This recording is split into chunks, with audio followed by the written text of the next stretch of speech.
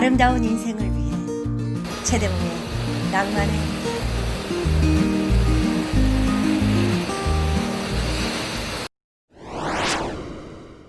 안녕하셨습니까? 최대봉입니다. 본격적으로 장마철이 시작되려나 봅니다. 주말부터 비가 오락가락 하더니 그제부터 꽤 많은 비가 내리다가 어제 그치나 싶더니 오늘 아침 다시 또 후두둑 빗방울이 뜯기 시작합니다. 배경화면은 지금 저희 집 앞 부슬부슬 비 내리는 모습입니다. 집 앞 냇가에 흙탕물이 콸콸 내려가더니 비가 약해진 오늘은 지금 화면에서 보시는 것처럼 조금 맑아지고 잔잔해졌습니다. 지금 바로 이때가 철렵을 하기에는 딱 좋은 때죠. 어린 시절 고향마을 냇가에서 다 해보셨죠? 물가 수초 아래 반두를 대면 버들치, 덩가리, 붕어, 미꾸라지들이 한 사발씩 건져 올려지곤 했습니다. 입이 그치면 동네 사람들을 꼬드겨 철렵이나 해봐야겠습니다. 주중에 잠시 그쳤다가 주말이면 또 장마가 계속된다는 예보입니다. 비가 내리면 도시의 거리는 또 알록달록 색색의 우산들이 떠다니겠죠. 최대봉의 낭만에 대하여 53번째 이야기 우산 시작하겠습니다. 빨간 우산, 파란 우산, 찢어진 우산, 좁다란 학교 길에 우산 셋이가 이마를 마주대고 걸어갑니다. 어린 시절 비 오는 날이면 언제나 입가에 맴돌던 동요입니다. 갑자기 비가 올라치면 역광장이나 사람들이 많이 다니는 길목에서 비닐 우산을 옆구리에 끼고 파는 아이들이 비를 흠씬 맞으며 부산하게 뛰어다니던 모습들이 70년대까지만 해도 흔히 볼 수 있었던 풍경이었습니다. 요즘이야 흘러간 시절의 물건이 되어버렸지만 대나무로 만든 대와 살에다가 비닐을 덧댄 그 우산들은 바람이 세찬 날이면 훌떡 젖혀져 살이 부러지거나 비닐이 찢어지기가 일쑤였지만 그 시절 없어서는 안 되는 귀한 재산 목록 중 하나였습니다. 철제 대와 살에 방수천을 더 씌운 세련된 우산과 접이식 우산까지 등장하면서 언제부턴가 그 우산들은 사라져버렸지만 그 시절 비닐 우산들이 떠다니던 비 오는 날의 거리 풍경이 그립기도 합니다.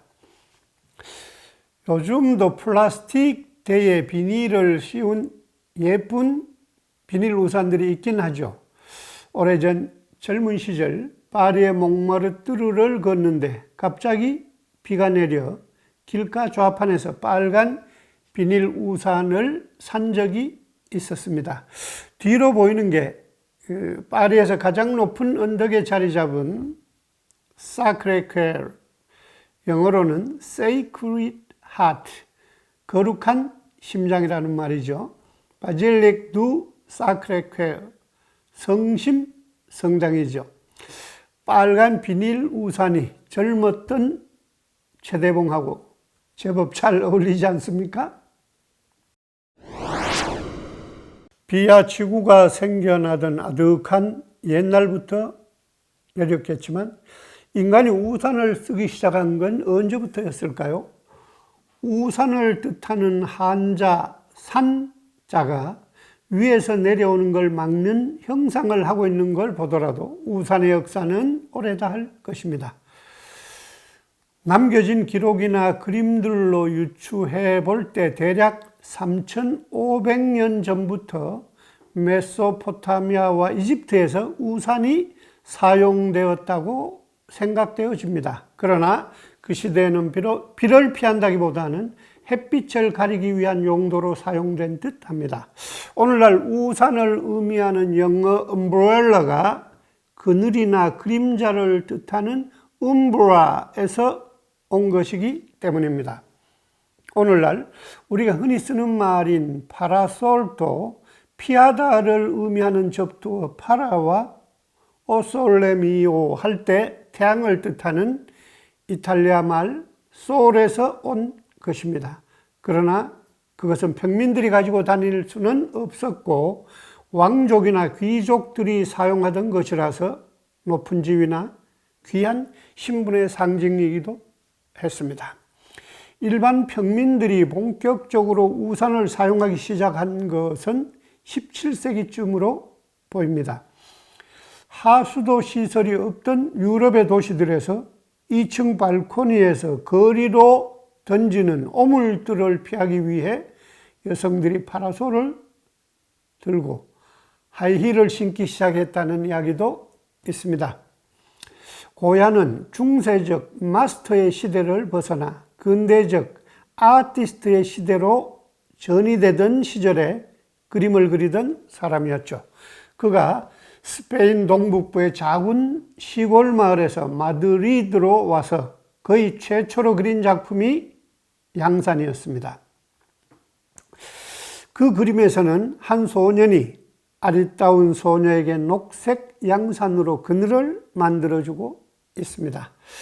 인상파의 시대를 연 클로드 모네의 파라솔을 든 여인은 흰 구름이 떠가는 언덕에 파라솔을 든 여인과 그녀의 아들이 서 있습니다. 르누아르의 우산은 1880년대의 비 오는 날에 부산한 파리 거리의 풍경을 그리고 있습니다. 우산을 든 여인들이 화면을 가득 채우고 있죠. 이 그림 속 우산이나 양산을 든 모델들의 공통점이 뭘까요? 예? 전부 여성들이라는 거죠. 사진은 영화 킹스맨에서 콜린 퍼스가 Manners makes man, 예의가 인간을 만든다고 말하며 우산으로 건달들을 쓰러뜨리는 장면에 나오는 모습이죠. 이렇게 오늘날 우산은 영국 신사들의 상징으로 쓰이고 있지만 18세기까지만 해도 남자들이 우산을 쓴다는 것은 수치스러운 일에 속했습니다. 비를 피한다는 것이 남자답지 못한 일로 여겨졌던 것이죠. 비가 오면 남자들은 그냥 비를 맞고 걷거나 모자를 쓰거나 마차를 탔습니다. 그들이 우산을 쓰게 된 데는 한 남자의 희생이 있었습니다. 그 남자는 18세기에 아시아 지역을 오가며 무역을 하던 조나스 헨웨이라는 신사였습니다. 그는 비가 오든 해가 쨍쨍하든 우산을 들고 런던 거리를 걸어다녀 사람들의 웃음거리가 되고 장사에 방해가 된다는 이유로 마차의 마부들에게 구정물 세례를 받기도 했지만 그의 만행은 30년 동안이나 계속되고 남자들도 하나 둘 그를 따라 우산을 들고 거리에 나오기 시작했습니다. 한동안 우산이 그의 이름을 따 헨웨이즈라고 불리기도 했다는 뒷이야기를 남기고 있습니다. 우리나라에서는 비 오는 날이면 도롱이를 쓰거나 삭갑 모양의 갈모를 쓰기도 했습니다. 1911년 배제학당에서 여학생들에게 얼굴까지 가리는 쓰개 치마를 금지하자 얼굴을 드러내고 다닐 수 없다고 자퇴하는 여학생들이 속출했습니다. 그래서 여학생들을 학교에 다니게 하려고 할 수 없이 검은 우산을 나누어줘 얼굴을 가리게 했다고 합니다. 그 우산 모양이 박쥐를 닮아서 편복산, 즉 박쥐우산으로 불리어졌다고 전해집니다. 오랜 가뭄 끝에 단비가 내려 사람들이 좋다고 환호를 하는데 한 선교사가 우산을 받고 거리로 나왔다가 사람들의 문매를 맞았다는 기사가 그 시절 신문에 등장하고 있는 걸 보면 최초로 서양식 우산을 쓴 사람들은 선교사들이었던 것 같습니다. 우리가 살아오면서 가장 많이 잃어버린 물건이 뭘까요? 우산 아닐까요? 비가 오다가 멎어도 벗어놓았던 신발은 다시 신고 나서지만 우산의 용도는 비가 올 때만이므로 비가 그치면 식당이나 술집에 두고 나오기가 일쑤입니다. 비가 내립니다. 우리가 잃어버린 그 수많은 우산들처럼 어딘가에 두고 떠나온 기억들도 비에 젖고 있을 것입니다. 아까부터 이탈리아의 칸소네 라 피오자가 흐르고 있네요. 피오자, 비라는 말이죠.